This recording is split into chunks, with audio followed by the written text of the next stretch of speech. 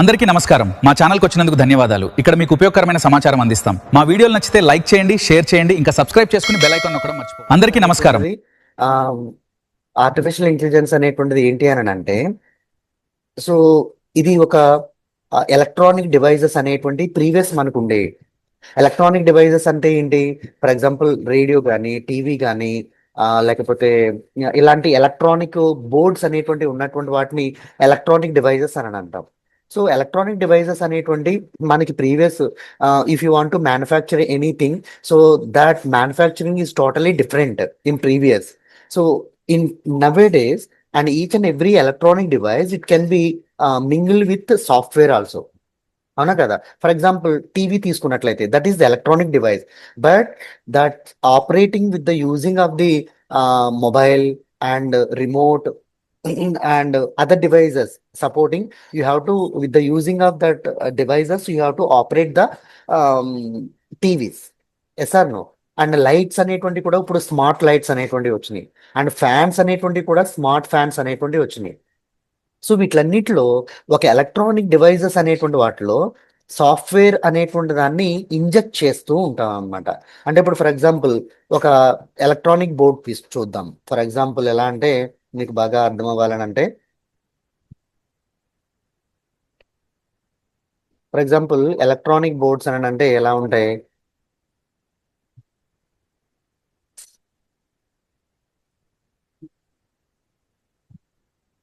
So for example ఇక్కడ ఉన్నటువంటిది ఒక ఎలక్ట్రానిక్ బోర్డు. ఈ బోర్డు ఎలక్ట్రానిక్ బోర్డ్స్ కి ఇక్కడ చూడు ఒకసారి, ఈ ఎలక్ట్రానిక్ బోర్డులో ఇక్కడ ఉన్నటువంటి దాన్ని దీన్ని ఐసి అంటారు. ఓకేనా? సో ఈ ఐసి అనేటువంటిది ఏం చేస్తుందంటే దీనికి సరౌండింగ్ లో ఉన్నటువంటి వాటిలన్నిటికీ కూడా కంట్రోల్ చేస్తూ ఉంటుంది. అంటే ఏం కంట్రోల్ చేస్తుంది ఐసి అనేటువంటిది? యాక్చువల్గా this is the one of the electronic device.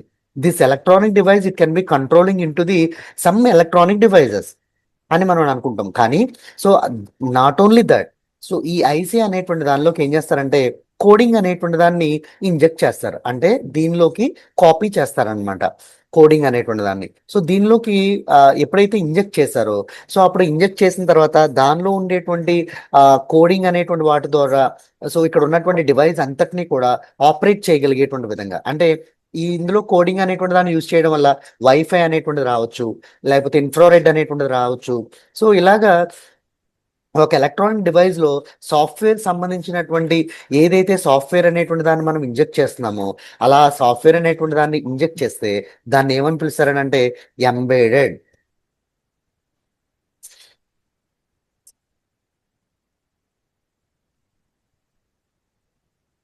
దీన్ని ఎంబెడెడ్ సిస్టమ్ అని అంటారన్నమాట. ఓకేనా? అర్థమైందా నీకు? ఈ పాయింట్ అర్థమైందా నీకు? ఒక ఎలక్ట్రానిక్ డివైస్ లో ఒక సాఫ్ట్వేర్ అనేటువంటి దాన్ని, అంటే ఎలక్ట్రానిక్ డివైస్ వేరు, సాఫ్ట్వేర్ అనేటువంటిది రెండు కూడా వేరు. కానీ ఈ రెండింటిని అండ్ క్వైట్ ఆపోజిట్ సిస్టమ్స్ అనేటువంటి వాటిని వన్ డివైస్ కింద మనం యూజ్ చేస్తున్నట్లయితే, యూజ్ చేసి దాన్ని కంట్రోల్ చేసి ఆపరేట్ చేస్తున్నట్లయితే that is called as a embedded system. So ఈ nowadays and each and every device is like a one type of embedded system. For example, watch, that is not only watch, mechanical watch, that is in nowadays they want to introducing that smart watch. No need to give that key, and that smart watch it can be counting your foot and your temperature and your BP and your sugar and each and everything it can be controlling that smart watches. How it can be functioning? That mechanical and electronic device అనేటువంటి వాటిలో ఒక software అనేటువంటి దాన్ని inject చేయడం ద్వారా ఆ software అనేటువంటిది electronic devices అనేటువంటి వాటిని సపోర్ట్ చేసుకుని అది వర్క్ చేస్తుంది అనమాట. That is called as a embedded system. Okay? So ఇది ఫస్ట్ ఒక బిగ్ ఇన్నోవేషన్ టైప్ లో మనకి ఇంట్రడ్యూస్ చేయడం అనేటువంటిది జరిగింది, ఈ ఎంబెడెడ్ సిస్టమ్స్ అనేటువంటి వాటిని. సో ఇలా చేయడం వల్ల చాలా మంది అప్రోచ్ అవ్వడం, బిజినెస్ అనేటువంటిది మంచి పాపులర్ అవ్వడం, తక్కువ టైంలో హ్యూమన్స్ అనేటువంటి వాళ్ళు ఎక్కువ వర్క్స్ అనేటువంటి వాటిని చేయడం. For example mobile, smart mobile. So smart mobile is the one of the embedded system. So ఆ ఎంబెడెడ్ సిస్టమ్ వల్ల ఒక మొబైల్లో ఇప్పుడు ఎన్ని ఫీచర్స్ మనం యూజ్ చేసుకుంటున్నామో మన అందరికీ తెలుసు. సో ఈ ఈ టైప్లో ఉన్నటువంటి వాటిని అన్నిటికీ కూడా ఏం చేస్తున్నారంటే ఏఐ టెక్నాలజీ అనేటువంటి దాన్ని మనకి అప్లికబుల్ చేస్తున్నారు. What is the AI technology అని అంటే, సో ఈ ఏఐ టెక్నాలజీలో మనకి ఏముంటుందంటే ఆమ్, ఒక డేటా అనేటువంటి దాన్ని అనాలిసిస్ చేయడం ఉంటుంది. ఓ డేటా అనేటువంటి దాన్ని అనాలిసిస్ చేయడం అనేటువంటిదే కాకుండా దీన్ని ఎనాలిటిక్స్ అనేటువంటిది కూడా చేస్తూ ఉంటుంది అనమాట. సో ఇవన్నీ మనకి అనాలిసిస్ అండ్ ఎనాలిటిక్స్. సో ఈ విధమైనటువంటి ఎనాలిటిక్స్ అనేటువంటి వాటిని ఏమని పిలుస్తారని అంటే వీటిని డేటా సైన్స్ అని పిలుస్తారు. ఈ అనాలిసిస్ ని అండ్ ఎనాలిటిక్స్ అనేటువంటి విధంగా ఉన్నటువంటి వాటిని ఏమని కాల్ చేస్తారని అంటే డేటా సైన్స్ అని అంటారనమాట. అంటే డేటా సైన్స్ అని అంటే నీకు ఈజీగా అర్థం అవడానికి,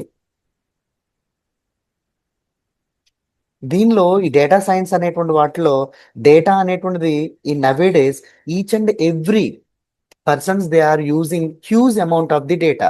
for example Facebook and so many lakhs of the people, they want to creating into the accounts and they want to uploading into the Facebook and so many kind of images, videos,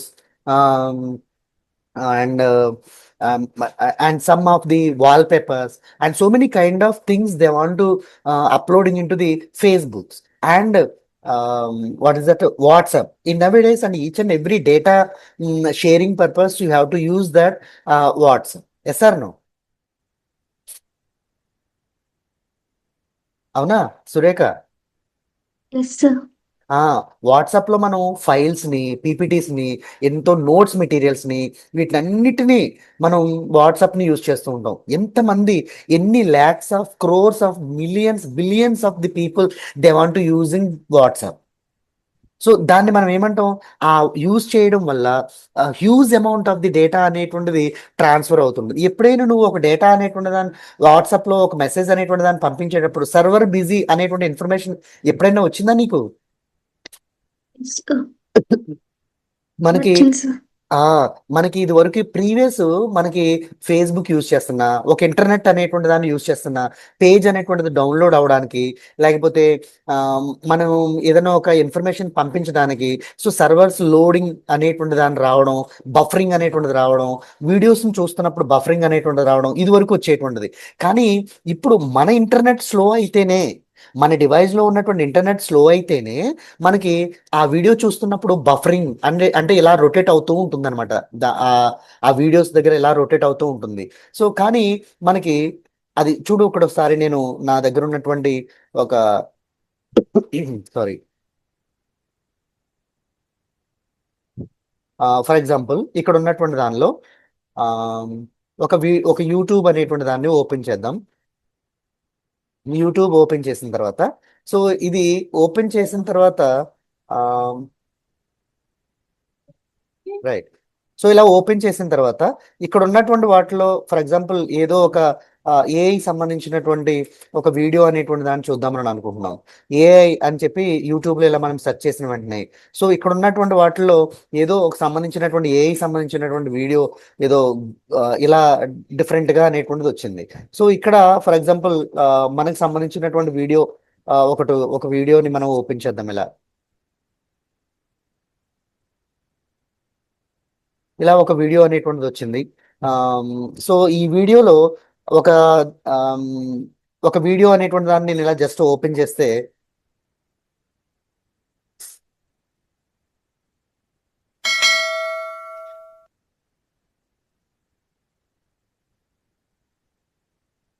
so ఇక్కడ చూడు, అసలు ఏమన్నా buffering అనేటువంటిది ఏదైనా వస్తుందా? అసలు buffering అనేటువంటిది ఏమాత్రం కూడా రావట్లా. ఆటోమేటిక్ గా ఈ వీడియో అనేటువంటిది రన్ అవుతూనే ఉంటుంది, ఎక్కడా బఫరింగ్ రాకుండా. అవునా? Yes sir. అలా బఫరింగ్ రాకుండా ఒక సర్వర్ అనేటువంటిది ఇన్ని crores of people, billions of the people they are approaching in to the websites and YouTubes and Instagrams, Facebooks and so many kind of social media websites they want to interact in to the that social media. But అంతమంది కూడా approach అవుతున్నప్పటికీ కూడా మనకి ఏ servers busy రావడం కానీ ఇలాంటి రాకుండా ఉండడానికి గల కారణం ఏంటంటే డేటా సైన్స్ అనేటువంటి దాని వల్ల, డేటా అనేటువంటిది సైన్స్ అనేటువంటిది ఉండడం వల్ల సో ఈ డేటా అనేటువంటి దాన్ని సపరేట్ చేస్తారనమాట. ఏ విధంగా సపరేట్ చేస్తారు అని అంటే సో దీనిలో డేటా అని అనగానే ఏమని అనుకుంటాము, డేటా అంటే దేన్ని డేటా అంటాము.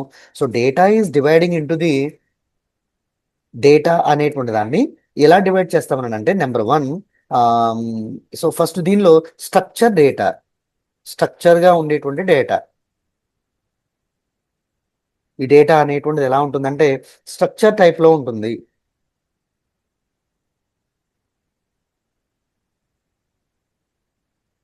డేటా అనేటువంటిది అండ్ ఇంకొకటి ఎలా ఉంటుందని అంటే అన్స్ట్రక్చర్గా ఉంటుంది. అన్స్ట్రక్చర్గా ఉండేటువంటి డేటా ఉంటుంది. Okay. And third one semi structure.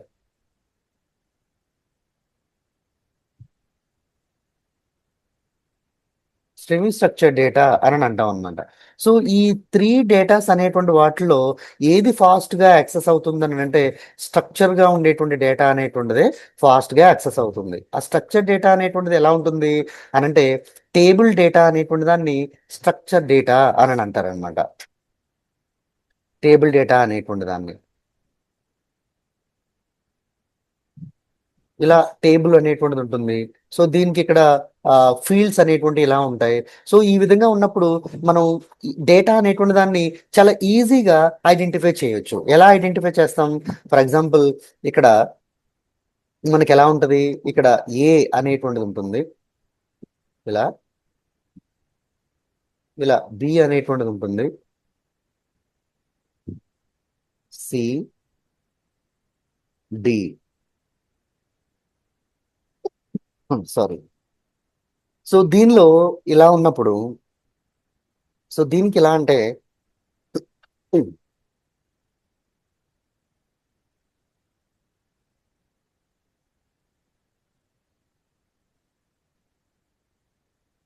Sorry ఇలా ఇప్పుడు దీనికి ఇక్కడ 1 అనేటువంటి దాన్ని నెంబర్, ఇక్కడ 1, ఇక్కడ 2, ఇక్కడ 3. ఇప్పుడు ఫర్ ఎగ్జాంపుల్ నాకు నువ్వు చెప్పు, ఇక్కడ ఒక నెంబర్ ఉంది ఏంటని అంటే ఇక్కడ ఆమ్,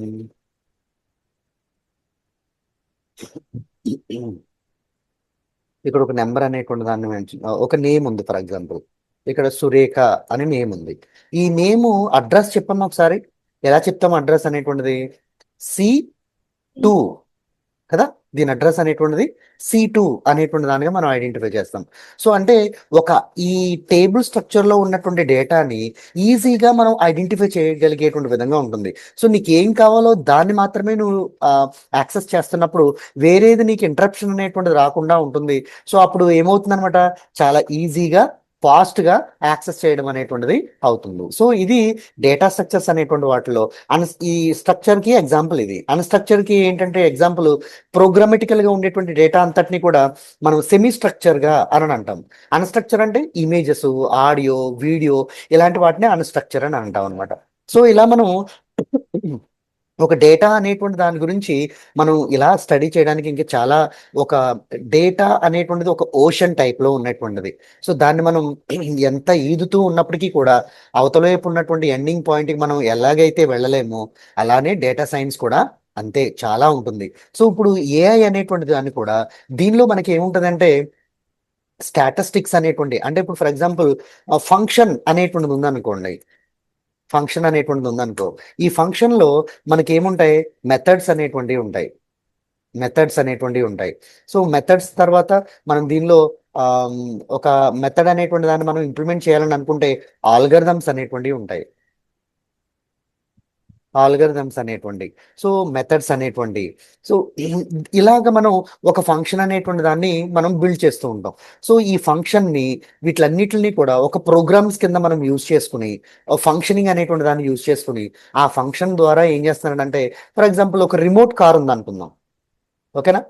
ఒక రిమోట్ కార్ ఉంటే ఆ రిమోట్ కార్ అనేటువంటి దాన్ని మనం ఆపరేట్ చేయాలని అనుకుంటే ఎలా ఆపరేట్ చేస్తాం?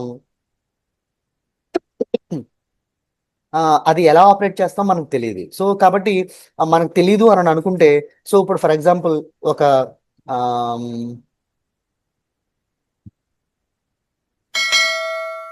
ఫర్ ఎగ్జాంపుల్ దీనిలో ఇక్కడ ఒక టూల్స్ అనేటువంటి వాటిని చాట్ జీపీటీ అనేటువంటిది ఒక టూల్, ఇది ఏఐ టూల్. ఈ సాఫ్ట్వేర్, ఈ వెబ్సైట్ అనేటువంటి దాన్ని ఏం చేశారనంటే దీని వెనకాల కొన్ని మిషన్ లెర్నింగ్ అనేటువంటి వాటిని మిషన్ లెర్నింగ్తో ఇంకా మిషన్ లెర్నింగ్ తో పాటు ఇంకా కొన్ని ఆపరేషన్స్ అనేటువంటి వాటిని యూజ్ చేసి, ఆల్గరిథమ్స్ అనేటువంటి వాటిని యూజ్ చేసి ఒక వెబ్సైట్ అనేటువంటి దాన్ని మనకి బిల్డప్ చేశారు. సో ఈ వెబ్సైట్ అనేటువంటి దాన్ని దీనిలో మనం ఫర్ ఎగ్జాంపుల్ ఏది కావాలని అనుకున్నా ఈ చాట్ జీపీటీ అనేటువంటి దానిలోకి వెళ్తే, సురేఖ నీకు చాట్ జీపీటీ తెలుసా? ఐడియా ఉందా నీకు చాట్ జీపీటీ అనేటువంటిది? సార్ ఏమ్మా సార్ ఐడియా ఉందా, ఐడియా లేదా? ఐడియా ఉంది సార్. ఐడియా ఉందా? Okay, right. సో ఈ చాట్ జీపీటీలో మనం ఎలా సెర్చ్ చేస్తామో, ఏంటో ఏం కావాలో అనేటువంటిది మనకు తెలిసినటువంటి కొన్ని మాత్రమే. కానీ దీనిలో మనకు తెలియాల్సినటువంటి చాలా ఈ చాట్ జీపీటీ అనేటువంటిది కూడా వన్ ఆఫ్ ది ఒక ఓషన్ కింద మనం చెప్పుకోవచ్చు. దీనిలో ఫర్ ఎగ్జాంపుల్ మనకి ఏది కావాలో దాన్ని సెర్చ్ చేయడమే అని అనుకుంటూ ఉంటాం. కానీ దీనిలో ఈ ఈ చాట్ జీపీటీస్ అనేటువంటి వాటిలో మనం కూడా ఓన్గా ఒక చాట్ జీపీటీ అనేటువంటి దాన్ని మనం జనరేట్ చేయొచ్చు. ఫర్ ఎగ్జాంపుల్ ఇక్కడ నాది ఓన్ చాట్ జీపీటీ అనేటువంటిది ఉంది. ఇక్కడ చూడు, ఇక్కడ నేను ఒకటి ఓపెన్ చేస్తున్నాను, ఏఐ రాజేష్ అనేటువంటి ఒక చాట్ జీపీటీ. దీన్ని ప్రతి ఒక్కళ్ళు కూడా దీన్ని మనం తయారు చేసుకోవచ్చు. ఏఐ చాట్ మన పేరు మీద ఈ ఈ చాట్ జీపీటీ అనేటువంటి దాన్ని మనం ట్రైన్ చేసుకోవడం ఎలాగా, ఇలాగ మన పేరు మీద ఈ చాట్ జీపీటీ అనేటువంటి దాన్ని మనం యూజ్ చేసుకుంటూ వేరే వాళ్ళు కూడా డైరెక్ట్ గా మనకి చాట్ జీపీటీ అనేటువంటి దానిలోకి వెళ్లకుండా, ఇప్పుడు చూడు, నేను తయారు చేసుకున్న చాట్ జీపీటీని ఇక్కడ మనం ఫర్ ఎగ్జాంపుల్ చాట్ జీపీటీ అని ఇక్కడ మనం టైప్ చేసి ఇక్కడ నేను ఏఐ రాజేష్ అని నేను టైప్ చేశానని అనుకో. సో ఇక్కడ ఎక్స్ప్లోరర్ జీపీటీలోకి వెళ్ళి ఇక్కడ ఏఐ రాజేష్ అని టైప్ చేస్తాను. చూడు, నేను ఇంప్లిమెంట్ చేసుకున్నటువంటి, నేను ఏదైతే నేను బిల్డ్ చేసుకున్నానో అది నాకు చాట్ జీపీటీ అనేటువంటిది నాకు ఇస్తుంది, ఇది నాది. కానీ చాట్ జీపీటీలోకి వెళ్ళి నేను తయారు చేసినటువంటి చాట్ జీపీటీని మనం సెర్చ్ చేసినా కూడా మనకి ఇక్కడ చాట్ జీపీటీ అనేటువంటిది మనకు చూపిస్తూ ఉంది. ఇది ఎలా ఎలా మనం క్రియేట్ చేసుకోవాలి? చాలా మంది మనల్ని యూజ్ చేస్తున్నటువంటి, ఇక్కడ చూడు, నేను తయారు చేసినటువంటి చాట్ జీపీటీని ఇప్పటికి వచ్చి 20+ మెంబర్స్ దీన్ని యూజ్ చేయడం అనేటువంటిది చేస్తూ ఉన్నారు. సో ఇలా మనం ఇది రీసెంట్గా ఒక 1 మంత్ అవుతుంది అనుకోండి నేను జస్ట్ ఇది చేసి. సో ఇది ఇలా చాలా మంది కూడా మనం సెర్చ్ చేస్తున్నటువంటి వాటిలో నీకు ఫర్ ఎగ్జాంపుల్ మ్యాథమెటిక్స్ సంబంధించినటువంటిది కావాలనుకో, మ్యాథ్స్ అని చెప్పి ఇక్కడ మనం టైప్ చేస్తే ఈ మ్యాథ్స్ సంబంధించినటువంటి websites, so many kind of websites depending on this maths అనేటువంటి టాపిక్ మీద మనకు వస్తూ ఉంటాయి. అలా మనం పర్ఫెక్ట్గా ఎలా సెర్చ్ చేయాలి? చాట్ జీపీటీస్ అనేటువంటి, చాట్ జీపీటీలోనే చాలా జీపీటీస్ అనేటువంటివి ఉన్నాయి.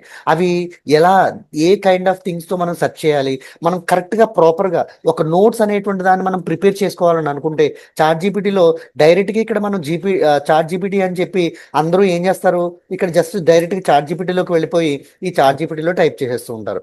అప్పుడు మనకి కరెక్ట్గా రాదు ఆన్సర్, నోట్స్ ప్రిపరేషన్ అనేటువంటి సరిగ్గా ఉండదు.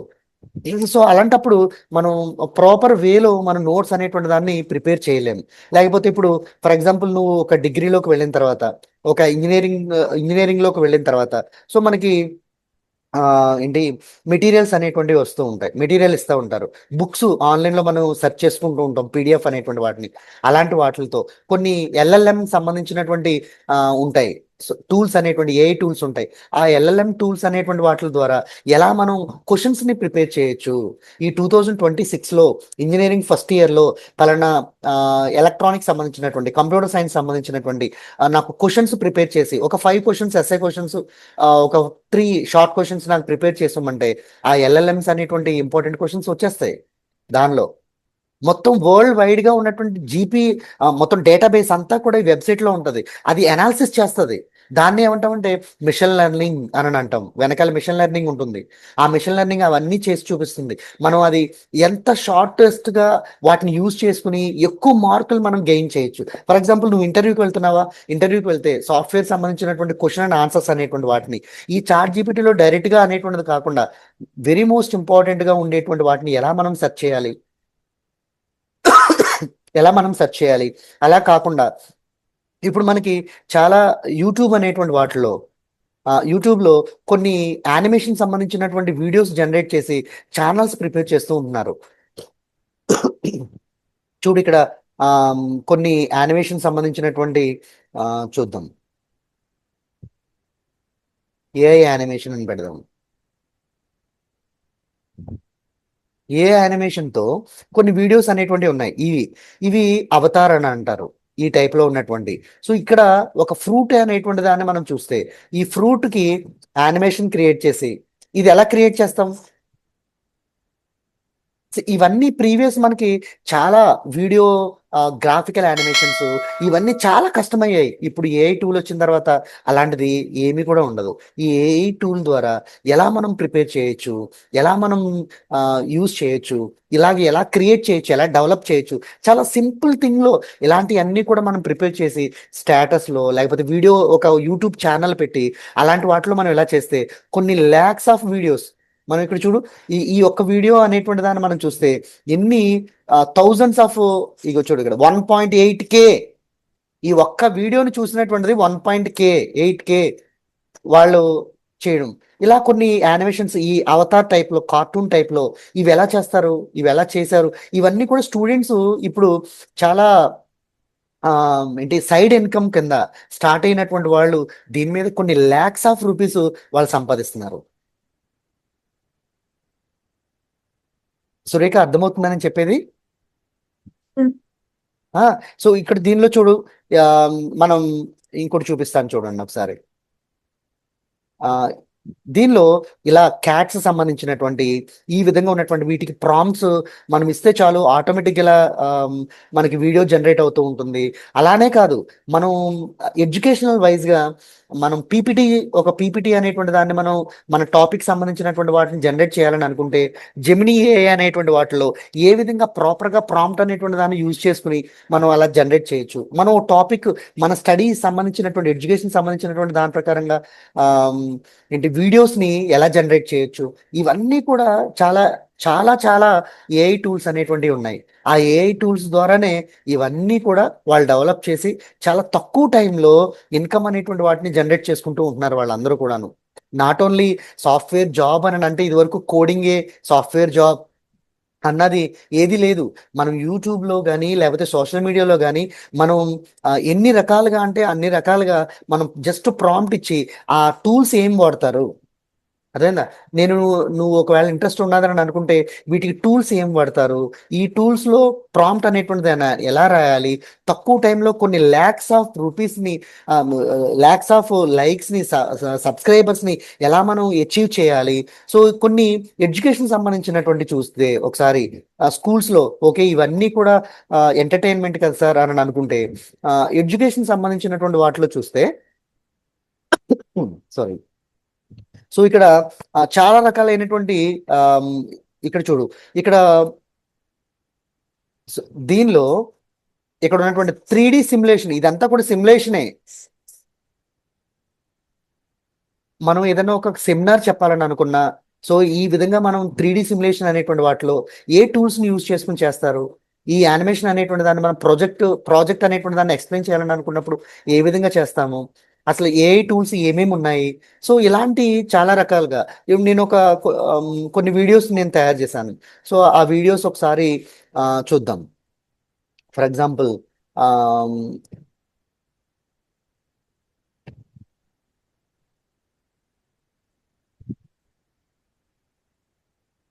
ఇది నా యూట్యూబ్ సంబంధించిన యూట్యూబ్ ఛానల్. సో దీనిలోకి వీడియోస్లోకి నా వీడియోస్ అన్నిటిలోకి మనం వెళ్తే ఇక్కడ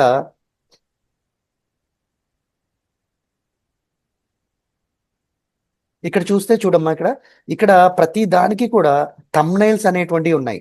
ఈ తమ్నైల్ ఒక వీడియోకి ఒక తమ్నైల్ అనేటువంటి దాన్ని తయారు చేస్తే వాళ్ళకి 3000 to 4000 ఇన్కమ్ అనేటువంటి దాన్ని జనరేట్ చేసుకుంటూ ఉంటున్నారు. ఇలా తమ్నైల్ మనం చేయాలని అనుకుంటే చాలా కష్టం అవుతుంది. చాలా మనీ అనేటువంటిది బయట వాళ్ళకి మనం చేసుకునే వీడియోలకైనా తమ్నైల్ జనరేట్ చేయాలని అనుకుంటే చాలా మనీ అనేటువంటిది అవుతుంది. సో కానీ ఈ ఏఐ టూల్ అనేటువంటిది వచ్చిన తర్వాత ఈ తమ్నైల్స్ ని చాలా ఈజీగా మనకు కావాల్సినటువంటి వేలో, మనకు కావాల్సినటువంటి మోడల్లో తమ్నైల్స్ అనేటువంటి వాటిని మనం ఈ విధంగా జనరేట్ చేసుకోవచ్చు. ఇది ఆన్లైన్లోనే చాలా మంది అప్రోచ్ అవుతూ ఉంటారు. ఏ విధంగా మనం తమ్నైల్ అనేటువంటి వాటిని మాకు కావాలి, ఈ విధంగా చేయండి అని చెప్పి. సో ఇవి ఏఐ టూల్స్లో వాళ్ళకి ఏ విధంగా కావాలనుకుంటే ఆ విధంగా తమ్నైల్స్ అనేటువంటి వాటిని మనం జనరేట్ చేసి ఇవ్వడం వల్ల కూడా ఇన్కమ్ అనేటువంటి దాన్ని మనం జనరేట్ చేసుకోవచ్చు. అర్థమవుతుందా?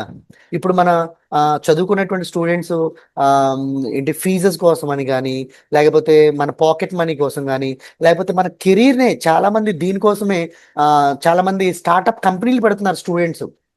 సో ఒక యాడ్ ఏజెన్సీ కింద ప్రిపేర్ అయ్యి, సో యాడ్ ఏజెన్సీలో వాళ్ళకి కావాల్సినటువంటి వీడియోస్ని యానిమేషన్స్ ద్వారా స్టోరీస్ కావాలంటే స్టోరీస్ని, సో ఇలాంటి వాటిలన్నిటిని కూడా వాళ్ళు జనరేట్ చేస్తూ ఉంటున్నారు.